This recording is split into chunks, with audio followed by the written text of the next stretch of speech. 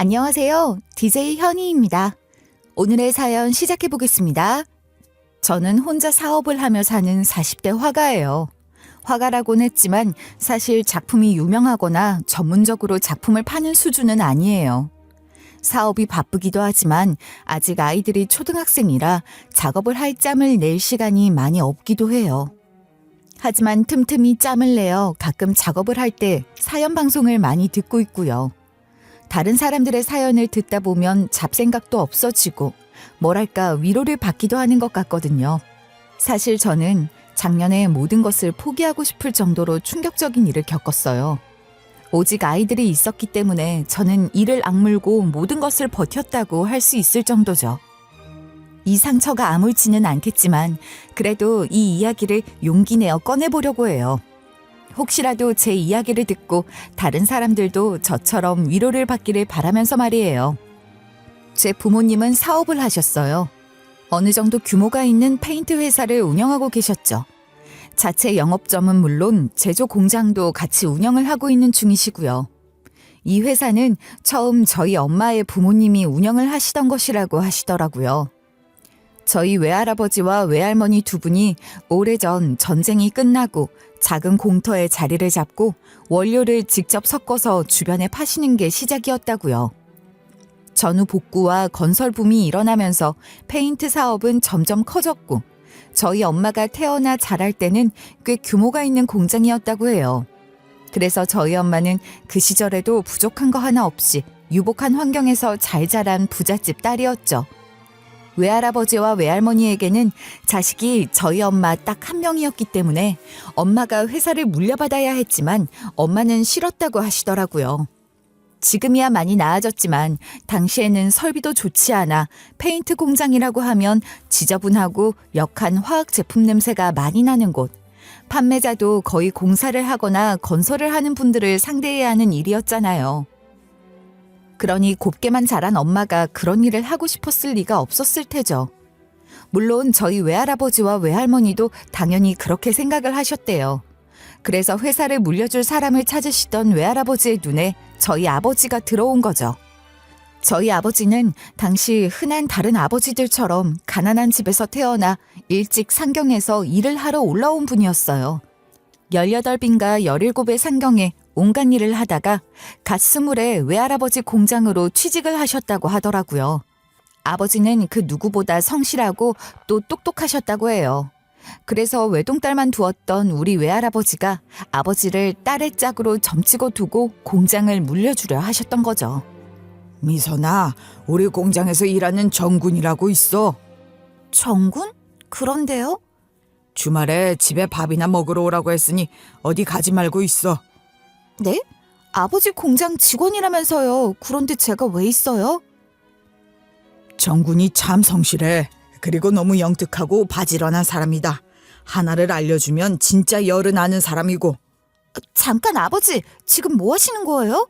내가 그간 온갖 놈들 봤어도 이만한 사람 없어. 배움이 짧아 그렇지 앞으로 큰일 할 사람이니까 잘 보고. 아 진짜 아버지, 저 여대생이라고요. 지금 저에게 공장 다니는 사람을 연결시켜 주시려는 거예요? 돈 많은 부잣집 딸 여대생이 겨우 중학교를 나와 일만 하던 아버지가 눈에 찰 리가 있었겠어요. 어머니는 노골적으로 연결을 시켜주려는 외할아버지에게 반항을 많이 했다고 하시더라고요. 거기에 아버지는 어머니에게 제대로 말도 한마디 걸지도 못하고 짝사랑만 하시고 말이죠. 그런 아버지가 답답했던 외할아버지가 조건을 내걸으셨대요. 정군을 학교 앞으로 마중 보낼 테니 같이 오면 통금 시간을 늦춰주겠다고 말이죠. 외할아버지가 너무 엄해서 당시 엄마의 통금 시간은 저녁 9시였대요. 그걸 10시로 늦춰주겠다고 하셨던 거죠. 한창 놀고 싶었던 엄마는 그 조건을 받아들였죠.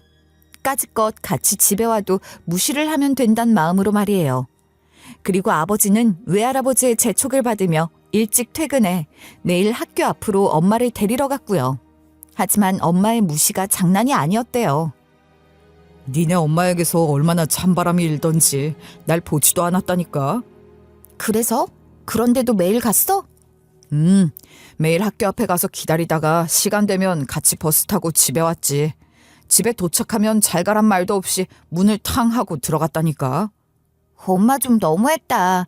아니 버스에서 말이라도 걸어보지 아빠. 말이 뭐니. 가까이 오지도 못하겠어. 걸을 때도 멀찍이 떨어져서 걷고 그랬다니까. 그랬던 엄마가 무너졌던 건 순간이셨대요.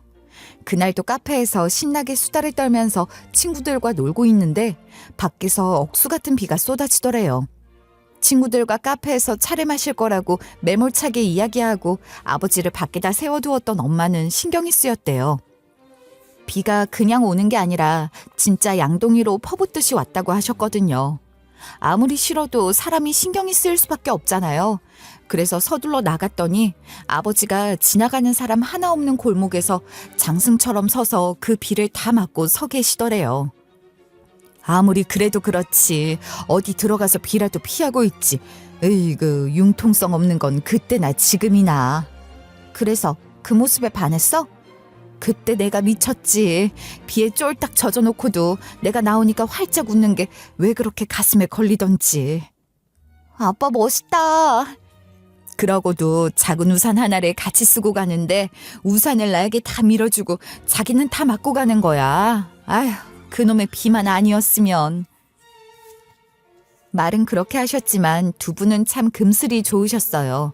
두 분은 저와 저보다 3살 어린 남동생을 낳고 잘 사셨죠. 아버지는 우직하고 또 자상하고 다정하신 분이셨어요. 저에게도 따뜻한 아버지였지만 엄마에게는 한없는 사랑을 베푸는 남편이기도 했죠. 아버지에게 엄마는 영원히 귀한 아가씨이자 공주님이었고 아버지는 이런 엄마를 늘 애지중지 사랑하셨어요. 그런 아버지 덕분에 엄마는 평안하고 행복한 결혼 생활을 하셨고요. 저는 그런 부모님을 보며 자랐죠. 하지만 아버지는 너무 일찍 돌아가셨어요. 제가 고등학교 때 갑자기 아프시기 시작하시다가 몇 년 투병하시다 돌아가셨거든요. 원인은 암이었어요. 아버지는 본인이 암으로 투병을 하시다가 돌아가시기 직전까지 엄마 걱정만 하셨어요. 당신 몸 아픈 것보다 혼자 남겨질 엄마만 어떡할까 그 생각만 하셨을 정도로 마지막까지 엄마에 대한 사랑이 지극하셨죠. 엄마는 의외로 의연하셨어요. 의연히 아버지의 병간호를 하셨고 저희 앞에서도 눈물을 보이거나 힘들어 하시지도 않으셨어요. 그리고 아버지에게 마지막이 찾아왔을 때 정신을 잃어가는 아버지의 귀에다 대고 이런 말씀을 하셨죠. 나 잘 살게 여보. 우리 회사, 우리 아들, 딸 내가 잘 돌볼 테니까 이제 아무 걱정 마. 이제 걱정은 하지 말고 푹 쉬어. 고마워 여보. 아버지는 정신이 흐린 가운데에서도 엄마의 이야기를 들으셨는지 살짝 미소를 지은 뒤 조용히 돌아가셨죠. 그 이후로 엄마는 갑자기 사업에 뛰어드셨어요. 아버지 뒤를 이어 페인트 회사 대표가 되셔서 회사를 운영하셨던 거죠. 주변에선 걱정도 많았어요. 하지만 놀라웠죠. 단 한 번도 흔들림 없이 늘 커다란 거목처럼 단단한 모습을 보여주셨으니까요. 태어날 때부터 회사 대표이셨던 것처럼 회사 운영을 하셨어요. 아니, 오히려 회사 경영의 천재적인 모습마저 보여주셨죠. 원래 작은 페인트 하청 공장에 불과했던 저희 회사는 저희 아버지 때에서 번듯한 생산 공장을 갖춘 페인트 회사로 거듭났고 엄마 때에서는 더 큰 규모의 성장을 이루어냈어요. 어머니는 늘 담담하게 그 일을 해내셨고요. 하지만 저도 그렇고 남동생도 그렇고 회사를 물려받을 생각은 없었어요. 동생은 음악을 전공했어요. 악기를 하다가 나중에는 작곡을 전공해서 유학까지 갔죠. 그리고 저는 미술을 전공했고요. 사실 남매가 둘 다 음악이니 미술인이를 해서 엄마도 이것저것 고생을 많이 하셨을 거예요. 물론 경제적으로도 많은 지원을 해주셨고요. 동생은 음악 공부를 하다가 나중에는 외국으로 유학까지 가서 결국 거기에서 자리를 잡았어요. 엄마, 저 이번에 학교 졸업하고 여기서 취직을 할 생각이에요. 뭐? 한국 안 돌아올 거야? 여기서 오디션 봤는데 연주단에 합격했어요. 한국보다 여기가 훨씬 대우가 좋아요.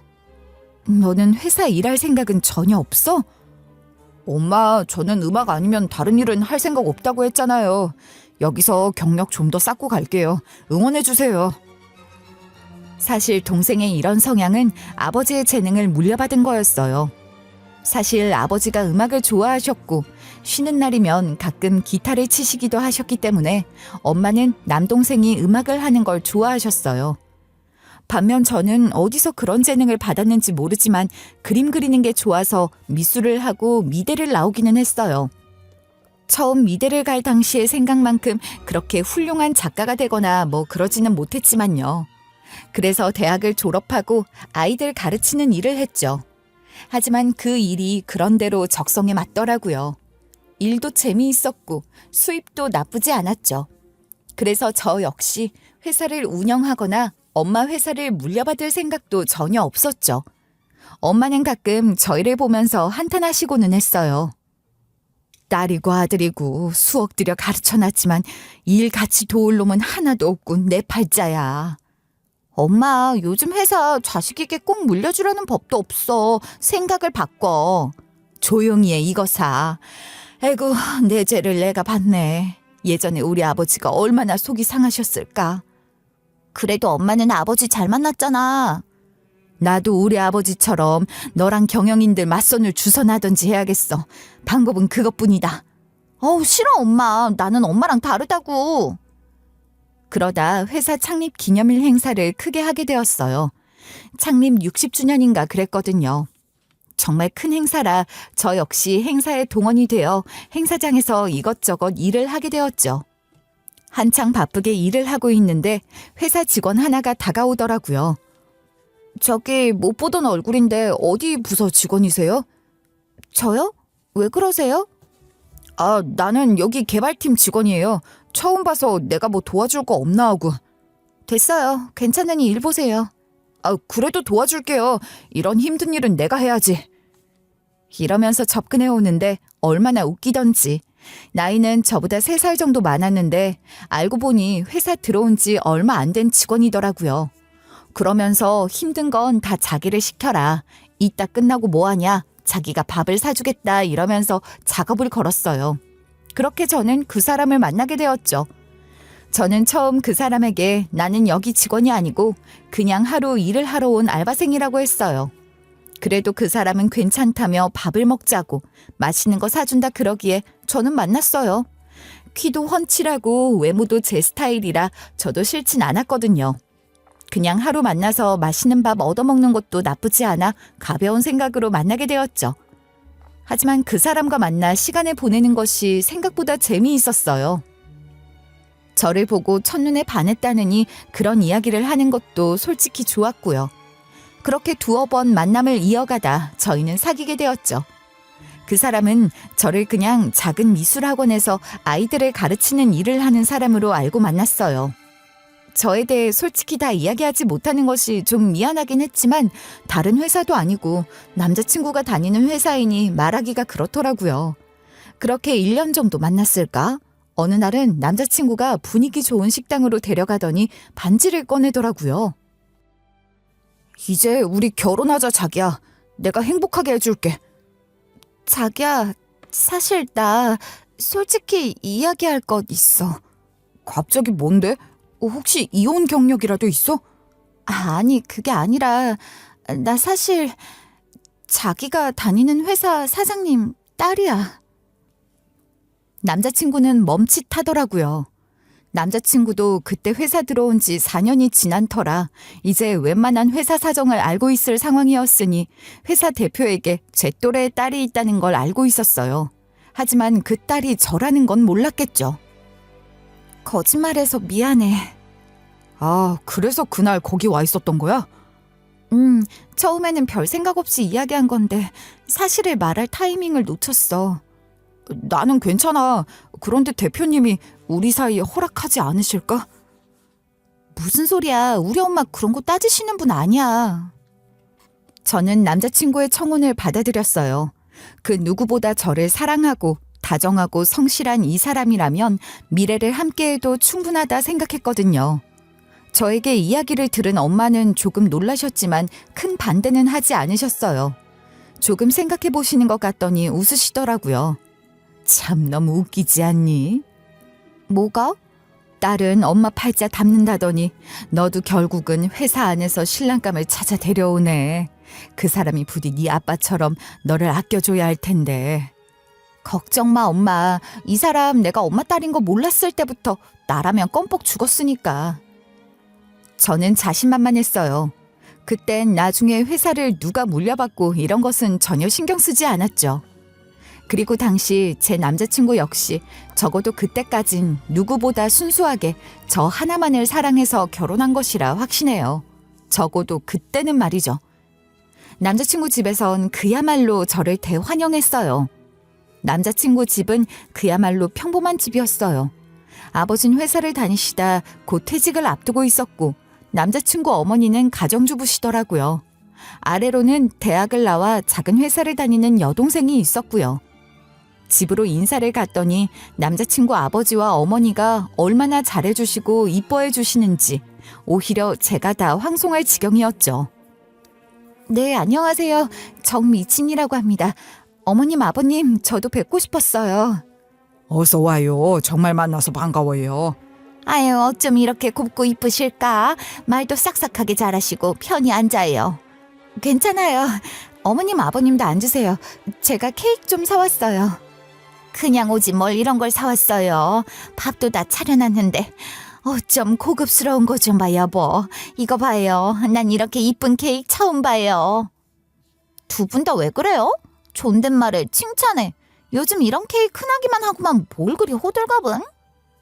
너 말 조심하네. 그렇게 흔하면 네가 한번 사와보지 그랬니? 남자친구에게는 4살 어린 여동생이 있는데 제가 들어가자마자 셀쭉해서는 트집을 잡더라고요. 저를 보는 눈빛도 뭐랄까 약간 고가운 표정이라고나 할까 뭐 그랬어요. 하지만 곧 부모님들의 엄한 말과 또 남자친구의 무서운 표정에 금방 입을 다물더라고요. 그 정도야 뭐 저는 신경 쓰지 않았어요. 결혼 준비는 순조로웠어요. 저도 일을 하며 모아놓은 돈이 있었고 엄마도 지원을 많이 해주셨거든요. 회사 근처에 엄마가 집을 한 채 마련해 주셨고 제가 모은 돈으로 집안 가전도 드렸고요. 혼수도 최고급품으로 잘해드렸어요. 남편이 결혼 자금으로 모은 돈으로 시부모님 차도 바꾸어 드렸고요. 그러니 어떻게 저를 안 이뻐하시겠어요? 그러던 중 엄마 생신이 다가와 하루는 시내 백화점에 갔어요. 생신 선물을 사기 위해서였죠. 거기서 뜻밖의 인물을 우연히 마주쳤죠. 바로 남자친구 여동생이었어요. 집에서는 그렇게 가재미 눈으로 투덜대더니 밖에서 만난 여동생은 저를 보자마자 반색을 하더니 팔짱을 끼며 아양을 부리더라고요. 언니, 나 백 하나만 사주세요. 네? 언니 그 정도는 되잖아요. 네? 가방이요? 철이라고는 없어 보이는 여동생이 다짜고짜 그러는데 어쩌겠어요. 제가 사주겠다고 마음에 드는 걸로 고르라고 하자 여동생이 저를 데리고 간 곳은 기가 막히게도 명품 매장이었어요. 손바닥만한 핸드백 하나가 수백만 원씩 하는 곳 말이에요. 아니 아가씨, 여기는 너무 비싸잖아요. 다른 곳으로 가요. 네? 비싸다뇨. 언니는 이런 거 몇 개는 있을 거 아니에요. 저도 이런 가방은 없어요. 다른 곳에서 마음에 드는 거 하나 골라보세요. 그건 제가 사드릴게요. 아니 회사 사장 딸이라면서 말이 돼요? 명품 하나 못 사주면서 무슨 사장 딸이야. 나는 무슨 재벌이라도 되는 줄 알았네. 남자친구 여동생은 실망을 했는지 엄청 투덜대더니 그 와중에도 다른 브랜드에서 몇십만 원 하는 가방 하나를 기어이 얻어내서는 쌩하니 가버리더라고요. 사주고도 욕을 먹을 판이니 어찌나 기가 차던지. 저는 당장 남자친구에게 화를 냈어요. 이야기를 듣고 남자친구는 크게 당황하더라고요. 내가 평소 자기네 회사 엄청 칭찬하고 대표님 딸이라고 했더니 이놈의 지지배가 도를 넘었네. 자기야 진짜 미안해. 나도 명품 같은 거 안 사는 거 알잖아. 진짜 돈 쓰고 욕먹었어. 누가 보면 자기가 우리 집 재산 노리고 결혼하는 줄 알겠어. 내가 이 지지배 단속할게. 내 약속해. 다시는 자기네 집안 어쩌고 하면서 이런 일 절대 없게 할 거야. 이러면서 본인이 더 기막혀하고 화를 내는데 더 이상 할 말이 없더라고요. 남자친구는 앞으로는 절대 자신의 가족들 입에서 저희 집 재산이나 돈에 관한 말이 나오는 일 없게 하겠다고 맹세하고 또 맹세했어요. 그렇게 저희는 결혼을 했어요. 아마 회사 내부에서는 대리가 대표 딸을 낚아채서 결혼을 한다며 제 남편이 일부러 알고 접근을 했다는 둥, 앞으로 이 회사를 물려받을 것이라는 둥 소문이 무성했던 모양이었더라고요. 엄마도 그 부분을 내심 걱정하셨고요. 하지만 결혼 이후에도 남편은 별다른 티를 내지도 않고 평소와 다름없이 성실하게 그리고 열심히 일했어요. 저에게 대하는 것도 변함없이 다정하고 따뜻했죠. 그리고 저희 엄마에게도 정말 잘했어요. 회사에서는 다른 티를 내지 않고 어쩌다 마주치는 일이 있어도 회사 사람들 틈에 섞여 멀찌감치 서 있다고 칭찬을 하시더라고요. 하지만 집안에서 개인적으로 만나면 그 누구보다 살갑고 다정하고 또 듬직한 사위였죠. 가끔 한국으로 들어오는 동생에겐 형 같은 매형이었고요. 시댁에는 결혼 전 저에게 약속한 대로 철저하게 선을 잘 그었어요. 얼마나 선을 잘 그었는지 시어머니가 오히려 서운해할 정도였어요. 어머니 잘 지내셨죠? 제가 택배 보냈는데 잘 받으셨어요? 그래. 과일이 너무 실하구나. 잘 먹을게. 애 키우기도 바쁜데 뭘 이런 걸 사서 보냈어. 어머니 좋아하시니까 생각이 나서요. 요즘 자주 가보지도 못하고 죄송해요. 아니야. 아들놈은 지 부모는 생각도 안 하는데 네가 무슨 잘못이니? 그 사람 요즘 회사가 바쁜가 봐요. 매일 퇴근도 늦고 그래요. 에휴, 결혼하고 나서 난 아들이 없어진 것 같아. 아예 뺏긴 것 같아서 서운하다. 너라도 이렇게 챙겨주니 고맙구나. 사실 저로서는 딱히 나쁠 것은 없는 상황이었지만 어떨 때는 제가 생각해도 너무 매정하다 싶을 정도로 남편은 칼같이 거리를 두더라고요. 그래서 오히려 제가 종종 전화도 드리고 용돈도 챙겨드리면서 점수를 따고는 했죠. 그렇게 저희는 잘 살았어요. 결혼하고 곧 있어 아이들도 2살 터울러 건강하게 태어났고요. 회사도 잘 되고 남편도 엄마에게 인정을 받아 승진도 빨리 했어요. 누가 봐도 부족할 것 없는 행복한 가정이 바로 저였다고 저는 자신할 수 있어요. 참 행복한 날들이었죠. 그런데 영원할 줄 알았던 그 행복은 길지 않더라고요. 아마 그 일이 있기 대충 1년여 전이었던 것 같아요. 어쩌면 그 전부터 문제가 골마 있었는데 제가 알아차린 것이 아마 그때쯤이었다는 게 더 정확할 거예요. 그동안은 제가 결혼을 하고 2년 터울로 아이를 낳고 키우느라 정신없이 세월을 보내느라 회사고 뭐고 엄마고 신경 쓸 겨를이 없어서 몰랐던 것이죠. 어느 순간 보니 엄마가 남편을 대하는 것이 좀 대면대면 하더라고요. 남편 역시 예전처럼 엄마에게 살갑게 굴지도 않았고요. 뭔가 이상하다 싶어 남편에게 캐물으니 이러더군요. 내가 이사로 승진하고 본격적으로 경영에 참여하고 난 이후로 장모님이 내가 일하는 방식을 마음에 안 들어 하셔. 인터넷 판매도 별로 안 좋아하시고. 우리 엄마가 일하는 방식 다르다고 사람 대하는 태도가 달라질 사람이 아닌데 무슨 일이 있었던 건지 자세히 말해봐. 요즘 건설 경기가 나쁘잖아. 그래서 비용 삭감을 해야 했어. 그러다 보니 정리해고가 필수였는데 대표님이 결사 반대하셨거든. 사람 해고는 절대 안 된다고. 알고 보니 남편은 이사로 승진을 하면서 나빠지는 재무 구조를 개선하려고 이것저것 비용을 절감하는 일들을 했다고 해요.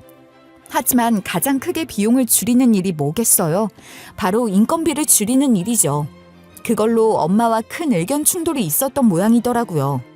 남편은 매장 수를 줄이고 아낀 인건비도 아끼고 인터넷 사업을 하려고 했고 엄마는 아무리 그래도 이 사업은 직접 색을 보고 구매를 해야 하는데 오프라인 매장을 정리하는 건 안 된다고 반대를 하고 직원 정리도 반대했던 것이죠. 그런데 남편이 이사 권한으로 강행을 해버렸대요. 그걸로 엄마는 크게 분노하셨고요. 저는 솔직히 남편이 잘못했다고 생각했어요. 물론 남편의 말도 틀린 건 아니지만 아무리 그래도 대표가 있는데 남편이 독단적으로 일을 추진하면 사람이 기분이 상하게 되잖아요. 그래서 남편을 설득했어요. 엄마가 고집을 부리면 조금 맞춰드리고 조율을 해나가야 하지 않겠냐고요. 그리고 진심으로 사과를 해서 기분을 풀어드리라고 말이죠. 그게 우리의 도리라고 했어요. 저 역시 자주 아이들을 데리고 남편과 함께 엄마를 찾아가 나름 아양도 떨고 심기를 풀어드리려고 노력했죠. 하루는 엄마가 아이들과 저를 보며 이러시더라고요. 양서방이 조금만 회사에 애정이 있었으면 좋겠어. 돈을 버는 곳으로만 보지 말고. 엄마는 양서방이 얼마나 회사에 목숨을 걸고 있는데 어차피 나중에 양서방이 물려받을 회사잖아. 나는 평생을 우리 회사에서 가장 중요한 건 돈을 얼마나 버느냐가 아니라 얼마나 좋은 제품을 만드는 것이라 생각했어. 그런데 이렇게 돈만 쫓으면 안 돼. 에이, 그거야. 요즘 경제도 어렵고 회사 잘 되려고 그러다 보니 그런 거죠. 좋게 이해해 주세요. 그런 거면 좋겠구나. 부디 내가 사람을 잘못 본 게 아니었으면 좋겠어. 그날 저는 엄마의 그 말을 그냥 흘려들었어요. 하지만 나중에야 엄마가 말하신 그 속뜻을 알고 가슴을 쳤죠. 제가 조금만 더 일찍 엄마 말뜻을 알았더라면 나중에 일어날 최악의 상황을 바꿀 수 있었을까요? 하지만 엄마가 남편을 바라보는 눈빛이 많이 변했다는 걸 저는 알았어요. 그래서 남편을 설득했죠. 당신이 맞다고 해도 조금 저들이고 이야기도 많이 들어드려. 부탁해. 나도 노력하고 있어. 여보, 어차피 엄마 나중에 퇴직하면 회사 당신이 이어받을 거잖아. 이러다가 사이가 틀어져서 전문 경영인을 데려오면 어쩌려고 그래. 남편은 제 말에 생각이 많아 보이더라고요. 저 역시 이러다가 엄마가 회사를 전문 경영인에게 넘긴다고 하면 남편이 받게 될 상처가 걱정이었어요. 그런 저의 말이 어떤 파장을 불러오게 될지 저는 그때 몰랐죠. 결국 저의 설득에 남편도 결국 알겠다고 하더라고요. 남편과 엄마의 관계는 서서히 회복되는 것처럼 보였어요. 저희는 그 다음 명절에 선물을 바리바리 사들고 찾아갔고 남편은 엄마와 진지한 대화를 길게 나누었죠. 제가 생각이 좀 짧았던 것 같아요. 앞으로는 장모님, 아니 대표님 철학을 열심히 따라가 보겠습니다. 그렇게 이야기해주니 고마워. 아니에요. 다시 저에게 기회를 주시고 잘 봐주시면 앞으로는 실망시켜드리지 않을게요. 대표님, 잘 봐주세요. 그렇게 일단 갈등은 잘 봉합되는 듯 보였어요. 그 이후로 남편 역시 집에서 회사 이야기를 별로 많이 하지 않았고요. 엄마도 그러셨죠. 남편은 그리고 한동안 바빴어요. 시댁에도 예전보다 자주 가더라고요. 시아버지 몸이 조금 안 좋다고 했어요. 제가 가보겠다고 했지만 괜찮다고 말리고 시어머니도 저까지 신경 쓰지 않아도 된다고 하셔서 저는 그러려니 했어요. 그리고 그 일이 있던 날. 그날은 정말 평범한 날이었어요. 아침에 일어나 아이들을 깨워 아침을 먹이고 유치원에 데려다 주고 저는 미술학원 출근 준비를 했어요. 아이들이 유치원을 다니게 된 이후부터 다시 미술학원 일을 시작했거든요. 남편은 공장 출장이 있어서 새벽에 출근을 한 뒤였죠. 오후에 아이를 봐주시는 분과 통화를 하고 막 집을 나서는 길이었어요. 그때 모르는 번호로 전화가 오더라고요. 처음 몇 번은 무시했는데 계속 같은 번호로 걸려오길래 받았더니 이러더라고요. 병원이라고. 엄마가 돌아가셨다고 말이죠. 저는 처음에 웃었어요. 이 무슨 신종수법의 보이스피싱인가 하고 말이에요. 엄마라면 바로 어제에도 저와 통화를 하고 주말에 새로 생긴 한우집에 가서 밥을 먹자고 약속을 했는데 늘 건강하신 분이라 감기도 잘 안 걸리는 분인데 무슨 말도 안 되는 소리인가 하고 말이에요. 하지만 아니더라고요. 그건 현실이었어요. 상대방은 차가운 현실을 이야기하고 있었어요. 정미진 씨 듣고 계세요? 빨리 병원으로 오세요. 말도 안 되는 소리 하지 마세요. 저희 엄마가 왜... 방금 시신 확인하고 오는 길이에요. 점심때 회사 직원이 사무실에서 발견해서 옮겼으니 서두르세요. 어떤 정신으로 병원까지 갔는지는 아직까지도 기억이 나지 않아요. 남편은 먼 지방 공장에 가 있어서 저보다 늦게 도착했죠. 엄마는 갑자기 어제 퇴근 후 회사 직원에게 문자로 몸이 안 좋아 오전에 좀 쉬겠다는 연락을 보내셨다고 해요. 오후에 출근을 하시겠다고 해서 오전에는 아무도 대표실에 들어가지 않았던 거죠. 그러다 엄마 비서분이 엄마가 오후에 오시기 전에 환기라도 시켜야겠다 싶어서 대표실에 들어갔다 바닥에 쓰러져 있는 엄마를 발견하고 기겁해서 119로 연락을 한 것이었다고 했어요. 그리고 119가 도착했을 때 이미 엄마는 숨을 거두신 후였고요. 아니, 이미 돌아가신 지 한참 지나 혼자 밤중에 사무실에 계시다 돌아가신 것 같다고 했어요. 울다 지친 제가 의자에 주저앉아 있는데 경찰이 다가오더라고요. 일단 저희는 변사 사건이라 보고 조사를 해야 해서요. 평소 지병이 있으셨나요? 아니요, 너무 건강하셨어요. 흔한 고혈압도 없었고 등산도 자주 가셨는데 그런데 변사라뇨. 병원에서 신고를 했어요. 사인이 불분명하거나 아무래도 극단적 선택을 하신 것 같다고요. 그럴 리가 없어요. 절대로요. 저희 엄만 그럴 뿐이 아니에요. 저랑 이번 주에 밥 먹으러 가려고 식당 예약까지 했어요. 가족도 모르는 고민이 있었을 수도 있으니까요. 혹시 고민이 있어 보이셨던 적은 없으셨나요? 경찰은 특별한 외상도 없고 지병도 없었으니 다른 것을 의심하더라고요. 저는 절대로 아니라고 이야기했어요. 무엇보다 엄만 절대 저와 동생 그리고 손주들과 회사를 두고 다른 마음을 먹을 이유가 없었으니까요. 하지만 경찰은 제 말을 믿는 눈치가 아니었어요. 그런 불행한 선택을 한 사람들의 가족들 역시 그런 말들을 한다고만 했어요. 엄마 사망의 원인은 불명이었어요. 저는 그런 판정을 내린 의사를 부여잡고 통곡을 했죠. 아니, 사람이 세상을 떠났다는데 그 이유를 알지 못한다는 게 말이 되냐고 말이에요. 세상 천지에 그럴 수가 있냐고 통곡을 했어요. 엄마가 갑자기 제 곁을 떠난 것도 원통한데 그 이유조차 알 수 없는 건 말이 안 되잖아요. 그러자 저를 보다 못한 경찰이 그러더라고요. 보통 그 나이에 주무시다가 돌아가시는 일이 있지만 전 그러면 부검을 해보는 게 어떻겠냐고 말이죠. 어쩌면 독극물이 원인일 수 있다면서요. 엄마가 발견되었을 때 약간의 구토 흔적이 있었기 때문이었죠. 저는 부검을 하겠다고 했어요. 엄마가 왜 이렇게 돌아가셨는지 저는 알아야 했어요. 이대로 이유도 모른 채 엄마를 보낼 수는 없었으니까요.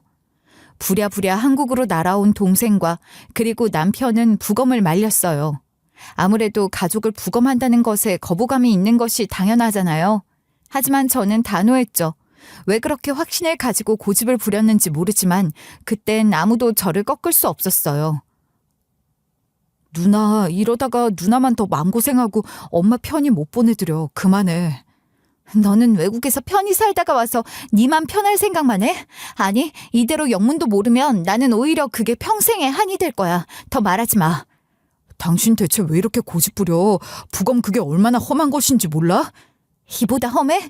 어느 날 갑자기 엄마가 돌아가셨는지 왜 어떻게 돌아가셨는지도 모르고 밤새 혼자 계시게 한 것보다 험하냐고. 당신 엄마라도 그런 소리가 나와? 알았어 누나, 그렇게 하자. 우리 엄마가 왜 그렇게 되었는지 꼭 알아내서 엄마 편하게 해드리자. 진정해. 동생은 눈물을 흘리며 저를 달랬어요. 하지만 남편은 끝까지 반대했어요. 만약 자기 엄마였으면 자기는 절대 안 했을 거라고 하더라고요. 하지만 저는 무시했죠. 실제 자기 엄마도 아니잖아요. 지옥 같은 날들을 보내고 있는데 시어머니까지 그 와중에 전화를 걸어왔어요. 갑작스러운 비보에 저를 위로하러 전화를 했나 했는데 아니었어요. 예, 이야기 들었다. 이게 무슨 일이니 그래? 네, 저도 믿기지가 않아요. 예, 내가 사실은 어제 꿈을 꿨어. 글쎄 꿈에서 사부인이 눈물을 뚝뚝 흘리면서 우리 딸 좀 말려달라고 하더라. 눈물을 어찌나 펑펑 쏟으시던지. 네? 정말이세요? 정말 엄마가 꿈에 나와서 그러셨어요? 그런데 너 사부인 부검한다며? 너 진짜 할 거야? 아무래도 그것 때문인 것 같아. 뭐라고요? 아무래도 사부인이 부검이 싫어서 자기 육체 좀 손대게 하지 말아달라고 부탁하려고 내 꿈에 나온 것 같아. 그러니 그만두자, 응? 사부인이 오죽하면 내 꿈에 나오시겠니? 어머니, 끊을게요. 당분간은 전화통화가 어려울 것 같아요. 욕이 나오려는 걸 저는 간신히 참았어요. 기가 막혔죠. 제가 그렇게 나오는데도 시어머니는 전화를 걸고 제가 전화를 받지 않아 문자를 계속 보냈어요. 사부인이 꿈에 나와서 이만 쉬고 싶다고 울었다라는 둥, 정말 너무 슬퍼 보였다는 둥. 저는 세상에 가끔은 신비한 일이 일어나거나 꿈이 맞는 경우가 있다는 걸 알아요. 하지만 시어머니가 하는 소리는 개소리라는 걸 알 수 있었어요. 저희 엄마는 시어머니에 대해 신경을 쓰기는커녕 관심이 눈꼽만큼도 없었거든요. 평소 서로 친하거나 오래 알고 지낸 사이라면 모르겠지만 저희 엄마가 뜬금없이 사돈의 꿈에 나와 서럽게 운다고요? 정말 지나가던 개가 웃을 일이었죠. 저는 더 오기가 생겼어요. 시어머니가 누구 말을 듣고 저 꼴값을 떠는지는 생각하지 않아도 알 수 있었죠. 바로 끝까지 부검을 반대한 남편이었을 테니까요. 저는 더 밀어붙였어요. 물론 저라고 친엄마의 사인을 알겠다고 부검을 의뢰하는 것이 마음이 편했겠어요? 결과가 나올 때까진 저는 먹지도 마시지도 자지도 못하고 바싹바싹 말라만 갔어요. 그렇게 며칠이 지났을까 형사가 저에게 연락을 해왔더군요. 지금 경찰서로 좀 오실까요? 주변에는 알리지 말고 혼자 와주세요. 뭔가 심상치가 않았어요. 부랴부랴 달려갔더니 형사는 증거물 봉투에 담겨있는 것을 건네주더군요. 구겨진 작은 쪽지였죠. 저는 눈을 부릅떴어요. 약간 번지긴 했지만 그 쪽지에 적혀있는 필체는 엄마의 글씨가 분명했어요. 고인분이 몸에 이게 들어있었습니다. 이게 엄마 몸에 들어있었다고요?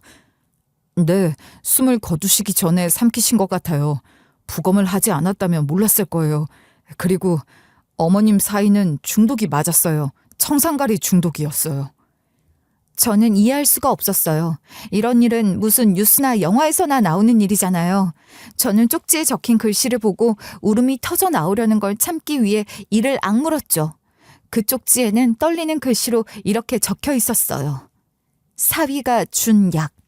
그 이후의 기억은 드문드문 끊겨 있어요. 사람이 너무 큰 충격을 받으면 일시적으로 기억을 잃는다고 하더니 제가 그랬어요. 정신을 잃기 직전으로 멍하니 앉아있는 저를 다시 정신 차리게 한 건 형사의 말이었죠. 짐작하시겠지만 저희는 정미진 씨 남편을 유력 용의자로 의심하고 있어요. 그런데 왜요? 저희 남편은 그럴 이유가 전혀... 저는 여기까지 말하고 입을 막았어요. 며칠 전 엄마가 마음을 바꾸어 회사를 전문 경영인 체제로 바꾸면 어쩌냐고 했던 저의 말이 떠올랐죠. 엄마가 갑자기 돌아가신 지금 회사를 그대로 물려받게 된 사람은 바로 남편이었어요. 저는 적극적으로 경찰의 수사를 돕겠다고 했어요. 그리고 형사님과 상의를 하고 집으로 돌아왔죠. 저는 일단 장례 준비도 해야 하고 엄마 때문에 마음이 너무 힘들다고 하면서 엄마가 지내던 집으로 아이들과 거처를 옮겼어요. 최대한 남편의 얼굴을 보고 싶지 않았거든요. 저는 일단 그 집에서 동생과 함께 당분간 지내기로 했죠. 부검이 끝나고 미뤄두었던 엄마의 장례식이 치러졌어요. 인망도 좋고 발도 넓었던 엄마의 장례식에는 구름과 같이 사람들이 모여들었어요. 남편은 그 앞에서 누구보다 서럽고 또 서럽게 울더라고요. 장모님, 이렇게 가시면 어떡해요? 저는 누굴 믿고 살라고요? 아이고 사부인, 이 일을 어쩌나. 아이고 이렇게 가시다니요. 남편뿐 아니라 시댁 식구들도 전부 다 장례식장으로 찾아와 목 놓아 울었어요. 하지만 저는 이상했어요. 솔직히 시어머니가 언제 저희 엄마와 친분이 있다고 그렇게까지 통곡을 하는 것인지 이해가 좀 가지 않더라고요. 그리고 몸이 아프다던 시아버지도 멀쩡해 보였어요. 제가 몸은 어떠시냐고 물었지만 얼버무리는 것도 의심스러웠어요. 그 싹퉁바가지 신우 역시 슬프게 흐느끼는 게 이상하다 생각하니 모든 것이 전부 다 이상해 보이더군요. 그 싹퉁바가지 신우 역시 슬프게 흐느끼는데 이상하다 생각하니 모든 것이 전부 다 이상해 보이더군요. 저는 일단 그들을 지켜보다 시댁 식구가 전부 장례식장에 모인 것을 확인하고 몸이 아픈 척을 했어요. 어지러워 링거를 좀 맞고 오겠다 했죠. 그렇게 장례식장을 빠져나온 저는 기다리고 있던 형사님과 함께 시댁으로 향했어요. 남편이 요 근래 시댁과 자주 왕래를 했고 최근에는 아예 시댁에서 생활을 하고 있었기에 일단 가보기로 한 것이죠. 시댁이 사는 집도 사실은 제가 얻어준 것이었기 때문에 당연히 저는 시댁 현관 비밀번호를 알고 있었어요. 집 안으로 들어가 저는 남편이 서재로 쓰는 방 노트북을 통째로 형사님에게 드렸어요. 그리고 집안을 둘러보다 나오려는데 신우의 방문이 열려 있더라고요. 무심히 신우의 방문을 열어보았다. 저는 입을 딱 벌렸어요.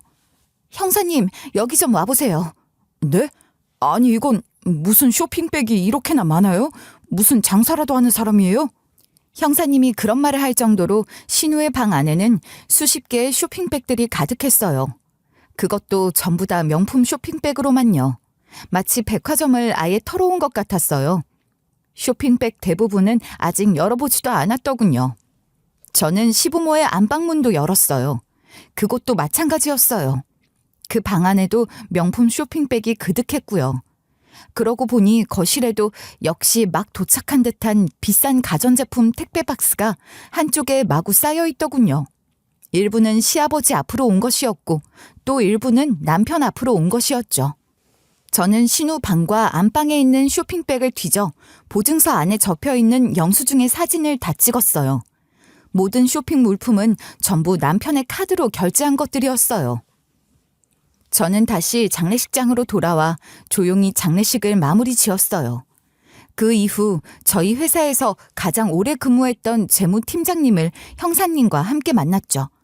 재무팀장님 역시 조사에 협조적이었어요. 저 회사에서 공고사직 당한 거 아시죠? 뭐라고요? 언제요? 대표님 장례식 치러지기도 전에요. 대표님 돌아가시고 바로 그 다음날 이사님이 부르더니 그만두라고 하더라고요. 분명 제가 모르는 사연이 있는 거죠. 이사님이 그동안 몰래 회사 돈에 손을 대고 있었어요. 저도 속이고요. 그러다 얼마 전에 제가 이상하다는 걸 밝혀서 대표님께 보고를 했고요. 알고 보니 남편은 몇 년 동안 수억 원의 돈을 빼돌리고 있었어요. 자기가 관리하는 부서와 공장, 지점의 경비를 조작해가며 말이죠. 그러다가 꼬리가 길면 밟힌다고 평소 꼼꼼하기로 유명한 재무팀장에게 들킨 것이었어요. 팀장님 말로는 점점 횡령 액수가 커져서 최근에는 꽤 큰 금액에 손을 댔고 그래서 지금 회사는 재무 상황이 최악이라고 하셨어요. 까딱하다가는 부도 위기인데 이 상황을 어찌해야 할지 모르겠다고 걱정을 하시더군요. 대표님도 전부 다 알고 계셨어요. 이사님은 안 들켰다고 생각했겠지만요. 엄마가 다 알고 계셨다고요? 네, 그래도 이사님이 사위이니 그냥 해임하는 것으로 끝낼지 아니면 경찰에 고발을 할지 고민 중이셨어요. 무언가 실마리가 풀리는 느낌이더라고요. 팀장님은 그래도 자기가 회사에서 쫓겨나기 전 이 증거는 모아두어야겠다 싶어서 재무제표 파일을 가지고 나왔다며 저에게 파일을 건네주시더군요. 하지만 결정적인 증거가 없었어요. 만약 제 남편이 제 엄마에게 정말 몹쓸 짓을 했다면 그 증거가 있어야만 했어요. 저는 엄마 집을 싹 뒤졌어요. 그러고도 나오는 것이 없어서 다시 엄마 사무실로 갔죠. 엄마가 늦은 밤 어두운 사무실에서 혼자 쓸쓸하게 눈을 감았을 사무실로 들어가자 왈칵 눈물이 터지더군요. 그래도 저는 꾹 참고 사무실을 뒤졌어요. 숨을 거두시면서까지 쪽지를 삼키실 정도로 급박한 상황에 용기를 내신 우리 엄마라면 분명 무언가가 있었을 거니까요. 그렇게 얼마나 뒤졌을까? 저는 사무실 소파 아래 약통이 하나 떨어져 있는 것을 발견했어요. 그건 남편이 엄마를 위해 구입했던 영양제였죠. 다음 날 저는 시댁으로 인사를 하러 갔어요. 미리 연락을 받고 남편은 물론 시부모와 신우까지 전부 집에서 저를 기다리고 있었죠. 어머니, 아버지, 저희 어머니 상 치르는데 너무 고생 많으셨죠? 아니야, 네 얼굴이 너무 헬쓱해졌구나. 끼니는 잘 챙기고 있어? 네, 괜찮아요. 어머니도 얼굴 수척해지셨어요. 아버지도 몸 안 좋으셨다면서요. 아니야, 괜찮다 나는. 이거 영양제인데요. 엄청 비싸고 좋은 거예요. 어머니 이거 하나를 드셔보세요. 아버님도요. 어머, 그러니? 그럼요. 구하기도 힘든 거예요. 아범이 저희 어머님에게도 사준 거라 제가 가지고 왔어요. 평소 욕심 많고 저희 엄마에 대한 질투가 많았던 시어머니가 반색을 하며 약을 먹으려 한 알 받아 그것을 삼키려는 순간 어디선가 남편이 달려와 약을 확 낚아챘어요. 미쳤어? 이걸 어디서 가져왔다고? 엄마 사무실 정리하는데 새 거가 있더라고. 비싼 거라 가져왔어. 왜? 당신이 저번에 사온 거잖아. 안 돼, 버려 엄마. 제가 평온하게 대답했지만 남편은 어딘가 황급해 보였어요.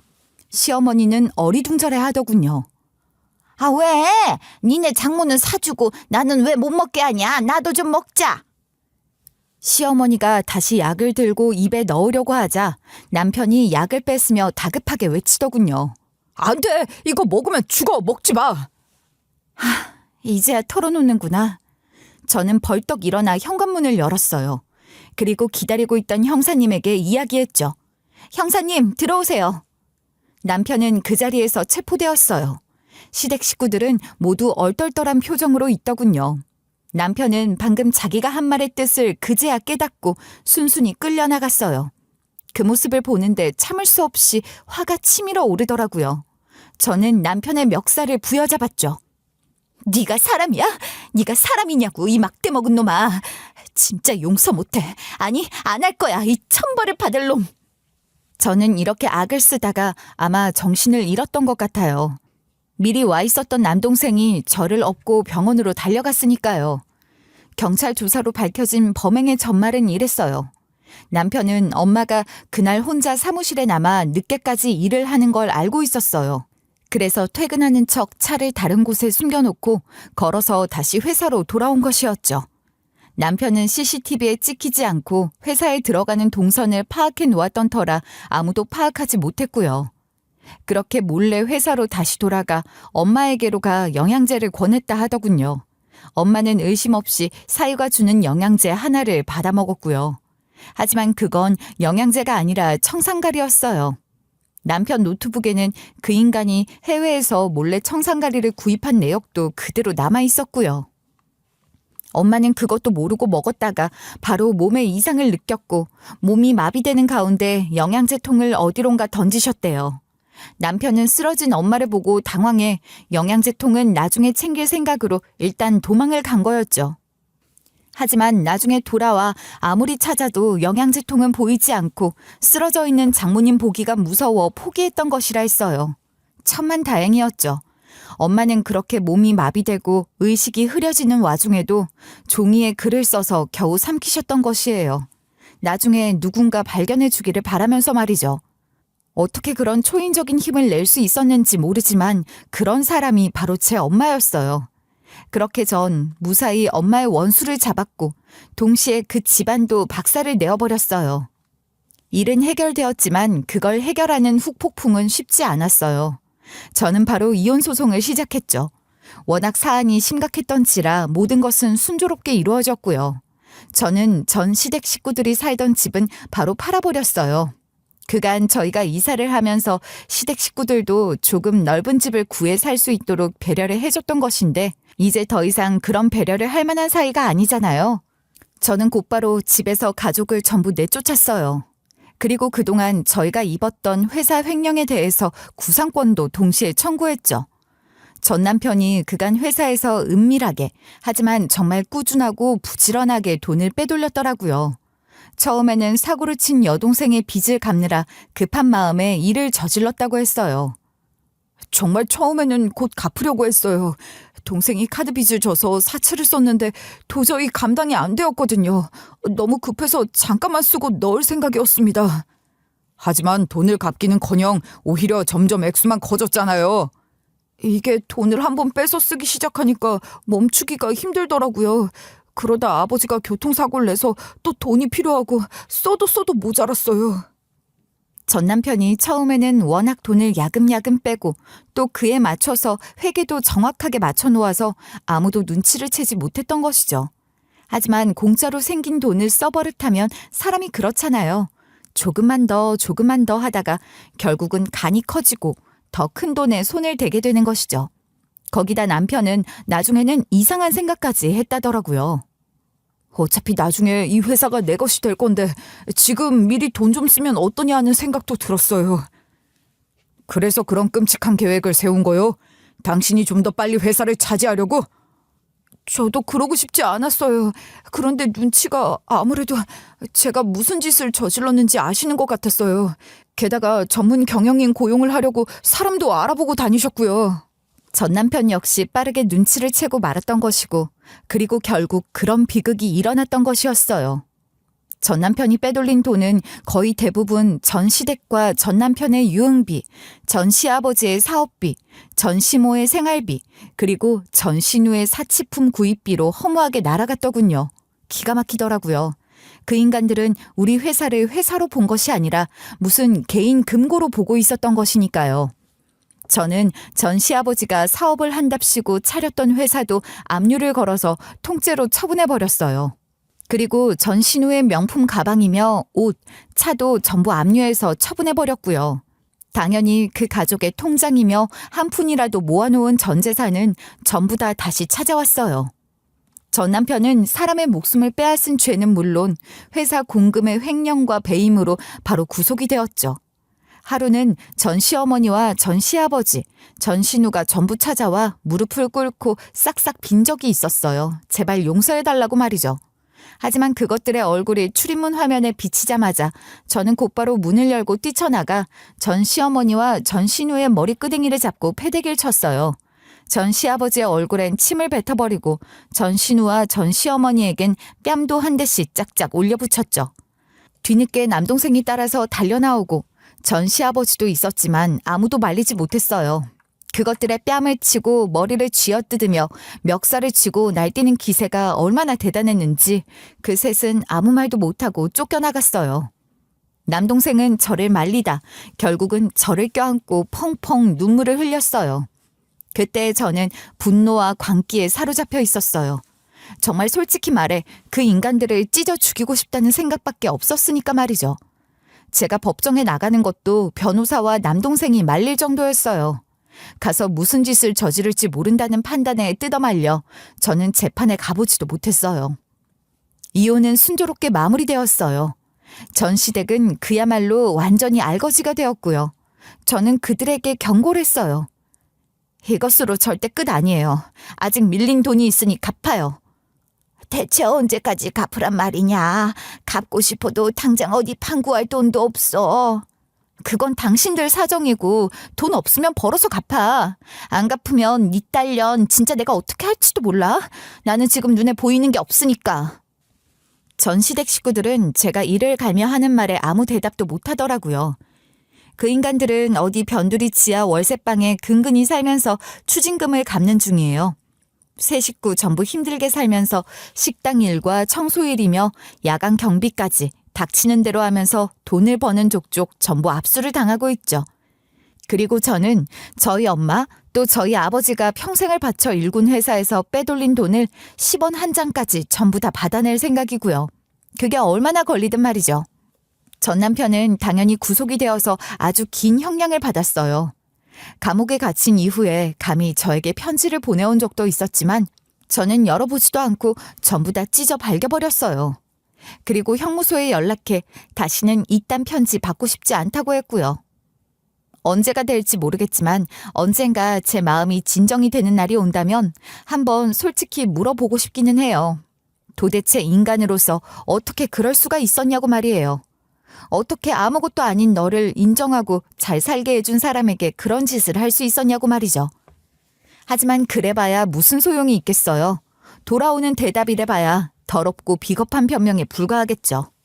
그리고 그런 날은 아마 아주 오랜 시간이 지난 뒤의 일일 거예요. 전 남편은 정말 오래 감옥에 있어야 하니까요. 지금은 그 누구도 면회를 가지도 않아 찾는 이 하나 없이 혼자 쓸쓸히 지내고 있는 중이라 하던데 저는 그 인간이 더 외롭고 비참하게 지내며 자기 일을 반성했으면 좋겠어요. 이런 어마어마한 일이 있은 뒤로 회사 분위기는 그야말로 엉망진창이 되었어요. 직원들도 갑자기 많이 그만두었고요. 특히 전 남편과 친하게 지냈던 직원들은 거의 다 그만두었죠.